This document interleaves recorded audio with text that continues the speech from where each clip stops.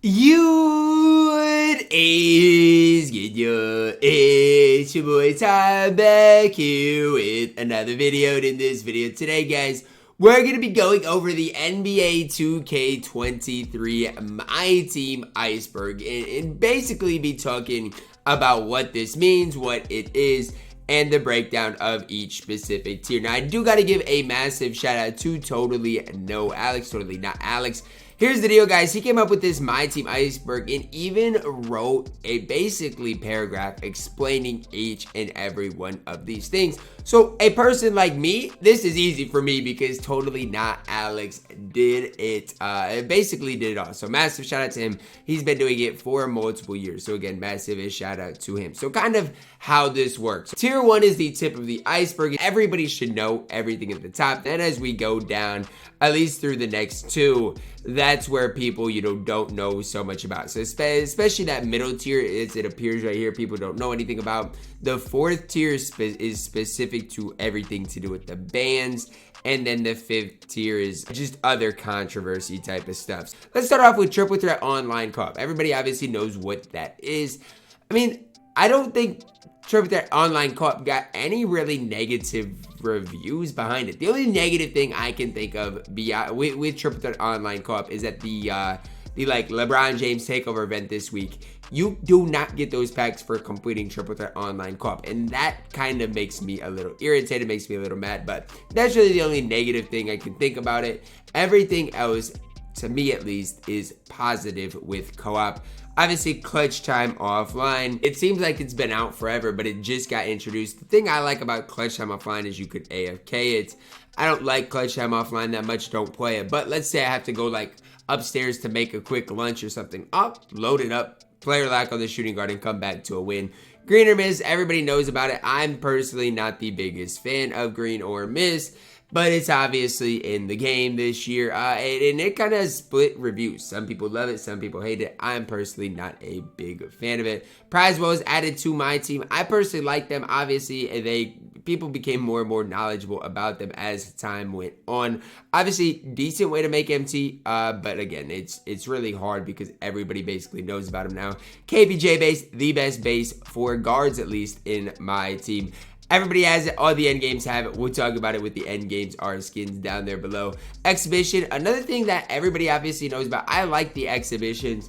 I don't really pay attention to what they specifically are. I just lock players in there, make some extra MT, and that's kind of how I go about it. MJ dribble style, the best dribble style in my team. No ifs, ands, or buts about it. Everybody now is going to come with MJ dribble style. New unlimited reward system. Again, another one that's kind of controversial, whether people like it, whether people hate it. I personally don't like it at all. I think there needs to be a game mode in my team that's competitive, and right now, I don't think there is one. That's kind of what's bugging me, but all of those things at the top tier, everybody does know about it. Now, tier 2, according to Alex, these topics would be familiar to people who plays. Like, let's say, like, I have a buddy who plays, but they're not, like, on Twitter and in the MyTEAM community like that, okay? So they know about the trophy case. Again, I personally didn't mind the trophy case because I like stuff for hardcore players. I think that's kind of important to have. Obviously, it wasn't set up right. It wasn't explained right. Kind of led to the community not liking it ultimately, but I didn't mind the trophy case. Eclipse Yao Ming. I mean, here's the deal, guys. Yao Ming had a bigger deal with 2K than people are willing to admit. Okay, obviously he had a 3-ball and 80 speed. There was a problem with how good Yao Ming was. But not only that, he led to what we'll talk about in this tier 4, which is kind of the bandwave situation. Yao Ming is one of the main reasons for the bandwave situation. Out of position taco fall, kind of right there with Yao. Released way too early, 7-6 at the 4 with one of the best player models in my team. Just way too good for his specific time. Radiant Trace McGrady. Why did they give him KPJ? I don't know. Because I played Decades Wagers with the 2000s team. And trust me, guys, the Trace McGrady release, it's fine. Especially if you put it on very quick, it'd probably be Chick. I don't know why they gave him KPJ so early, but he was so good for so long. The birth of Victor Wembanyama, man, the Invincible came out, and he was the best overall card in my team. Obviously, the end game, really good as well. Both Wemby's elite, and, it's the birth of Wemby. So just know, it's just getting started in my team. Pioneers Locky and Tim Thomas. Pink Diamond Tim Thomas was the comp community card for the early part of 2K this year. Another card that was just released too early. Celebrity cards back in my team. I don't like them. I think 2K puts too much effort into them, but hey, some people like them. They're fine to have in my team, but we need more stuff. Guaranteed player pack. I mean, here's the deal, guys, with guaranteed player packs. I mean, they're good for the community, right? They're good for the community because let's say you're like a next year, I don't know if they'll do it next year, instead of seeing Troydan spend thousands on packs, if he wants LeBron and doesn't want to gamble, he can just go get Bron for $50. To me, it eliminates the gambling aspect. And trust me, guys, in my opinion, gambling is one of the worst addictions there are. I'm telling you guys that. If you're responsible about it and you know, you got control of it, whatever. But trust me, guys, I've literally seen so many lives ruined because of gambling specifically. And so that's kind of why I'm pretty like pro guaranteed player packs. People can say, oh, they're $450. I do not care, man. That is probably not going to ruin people's lives, whereas spending literally hundreds of thousands on packs like I bet some people have this year can. Weekly takeover event, obviously, guys. Takeover players added into my team on, what was it, Tuesdays and Fridays. There were some 2-week events. Could get them out of the vault, stuff like that. It was fine. Nothing too crazy, though, to be honest. None of those cards were that good. Denver Nuggets playoff Evos. After they won the championship, all the Denver Nuggets players got Evos. It was solid. Jokic really was the only one that was, you know, next level good, but it was good for them for 2K to go and do that. Tier 3. What is Tier 3? These topics, according to Alex, are familiar to people who are not only active MyTEAM players, but active, you know, in the MyTEAM community. So on Twitter, those types of things. Double Wemby. Yes, you could run at one time both the Invincible Wemby and the endgame Wemby together. And they were your top 2 small forwards in my team. So definitely kind of a cheese way to do it. The problem is, what if people bought both of them knowing they could run them together and then it got patched and then they couldn't sell them? That's my only con with it, but it was cheese for a while in my team. Neon Lights, I was a little confused by this one for a while, but basically, according to Alex, every Wednesday before a new season, 2K puts out a blog, and before Season 3, they didn't have a lot to note, and they really emphasized the Neon Lights added to the Ascension board. So, again, if we're talking about Neon Lights, something doesn't feel right about the upcoming new season. Same position players, another one I was like, what? But the way Alex explains it is, this isn't a new glitch, but it's still fascinating. So supposedly, like Diamond Corliss Williams had small forward / small forward, so he can only play small forward position. Ruby Dale Ellis was shooting guard / shooting guard. So instead of just having one position, they've got 2. AFK Unlimited, one of the most annoying things for me to deal with. Basically, I'd be forced to play a full unlimited game versus an AFK opponent taking shot clock violations, stuff like that.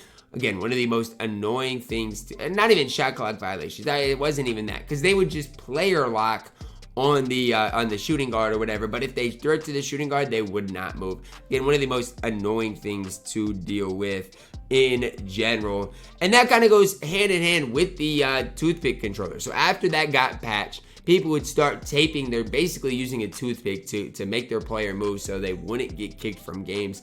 Again, just really annoying to deal with. I get it, people wanted unlimited done, and this is one of the problems with having unlimited just be like a, you know, participation trophy event. But I was just not a fan of it. WNBA coaches added to my team. I thought there was going to be WNBA actual players in my team. It was just coaches. It was fine, but I wish there might be, maybe were players in my team. Difficult Season 1 takeover requirements. Yeah, especially for the Friday player, guys. You had to play, like, what was it? 25 triple threat offline games, win 5 unlimited. You had to do so much for that. The Season 1 requirements were crazy. End games or skins, basically every single end game card that came out was all the same. The only one different, I think, was KD, and it was his standing or his dunk package, according to Hoop to Baller. So every other one exactly copy and paste. Just kind of sad way to go out this year. Lack of token market updates, no surprise, but yeah, token market updates this year have not been good. Again, if you don't play the game a ton, not something you're gonna notice, but it's been less than ideal. Disappointing level 40 rewards. I miss when level 40 rewards were good. Remember Pink Diamond Steph, cards like that? Those cards were really fun to use. It's not really the case right now as it is. Level 40 cards have not been good, okay? Tier 4, This is aka the bandwave tier. When I got asked for, he said when I got asked for topic suggestions, good majority of the replies were bandwave related, so he made a whole tier regarding the bandwave. So started on January 30th, which was basically a month before 250. So it's crazy that this happened a month before 250, but they started with, you know, the 10-day bans and then the 30-day bans. People were wondering, you know, would they wipe MT, stuff like that. They really didn't, but that leads to all this other stuff. Okay, downfall of MT buying. A lot less MT bought because of this, which it was 2K's goal, which I get, but again, there could have been a better time for it, but definitely did decrease all of that. Stellar promo pack odds. Yep, stellar packs right after the ban wave. Their pack odds were juiced. Got a lot of unauctionables from it, but again, the pack odds were a little bit better, which were okay. Galactic Conqueror Spotlight during the ban wave. So, same week as the ban waves, 2K decided to drop a really fun grind that, again, the majority of the community was banned for. Really kind of just a bad way to go about things, but it's the way 2K did it. Bulls Court for 30 million MT. If you would go into the recent auctions or like largest sale yesterday, you'd see the Bulls Court for 30 million. Something not really adding up. False bans, you know, that's basically what it was, man. People were getting banned incorrectly. I got banned incorrectly. Carlo got banned incorrectly. It's just not right. It's not fair. It really puts a weird kind of, I don't know, weird way to think about things, man. When you've got to worry about getting incorrectly banned, it just makes the experience so much less fun. So hopefully 2K can get that fixed for next year, because people are still getting banned falsely. 2K Buckets versus content creators. 2K Buckets had about a two-day spurt of him, you know, making crazy videos, talking crazy on content creators, talking crazy about everybody who bought MT, calling them cheaters. Just kind of a sad situation. 2K, not a sad situation, it was fine for the community. It gave the community some enjoyment. 250K tournament qualifiers disqualified. They literally disqualified probably 90% of the previous qualifiers. Again, led to Carlo winning the Xbox side, but it was just kind of a sad 250K this year. Best of the World MyTEAM tournament. DBG hosted it. Had some fun, honestly. And really, it was, again, we basically created our own tournament. Now, obviously not 250K tourney, but we had a lot of money raised, so shout out everybody for that. And it was just a fun thing for the community. Matt Mojo auction house ban. So he was one of the main people, or he was the person who started the pack strike. Then he randomly gets banned multiple times. So I just don't understand it. 2K's trying to silence him again. It's just 2K's way of trying to get people to rip packs, but it is kind of sad in general. Lack of locker codes. Yeah, no really locker codes, man. You know, this year it was really bad. Obviously at the end of the year, maybe season 7, we got more, but it's pretty sad in general. And then tier 5 is aka the controversy tier. The last tier in the iceberg are dedicated to controversies that aren't related to the bandwave. So LeBron James scoring reward record. The way Alex explains it in his Google Doc is when LeBron James surpassed Kareem as all-time scoring leader, my team players were expecting a huge content coming to my teams, as, you know, it's a big deal, okay? So what was the content? 10 Hall of Fame badges. Of course, people were mad about this, understandably so, because this is a disappointing reward for something that is monumental. So you think LeBron gets a, you know, maybe a new card, maybe a grindable card for free, something like that? Nope. 10 Hall of Fame badges, according to Totally Not Alex. Level 40 Troydan passing accuracy. Yeah, so basically this was, I think, the same season everybody got banned. And instead of, you know, I'm just gonna avoid this one, because I'm just gonna avoid this one. But basically, somebody was on 2K stream and hyped up Trey's passing accuracy. Pau Gasol retirement challenge. That's the next one on here. The day that Pau was, you know, had his jersey retired, the reward was an Amethyst Pau Gasol that was so outdated for his time. They could have given us something crazy, something way better. And it wasn't anything. Galaxy of Pau Gasol was already in the game. 2K drops Amy Pau, a waste of time. Easter event, basically, you know, the egg event, basically what it was last year. It was fine, but nothing really crazy good. 2K could do more for this, but obviously it's not happening. So let's talk about the final two. You know, the final collector reward not available in August. Still not available at the time I'm recording this. Last one here, 64 bronze and silver badges as collector rewards. As you guys can see, he says shout out JD Crossover. But for 1,300 cards collected, they gave you every bronze badge and silver badges as well. Like, it's fine as collector rewards, but why can't we get actually good and useful players? Stuff like that, that's what really kind of rubs me the wrong way. So that is gonna wrap it up for my Team Iceberg of this year. Let me know your thoughts on it down below in the comments. Drop a like on the video, subscribe if you're new. As always, man, I love you guys, and have a blessed day.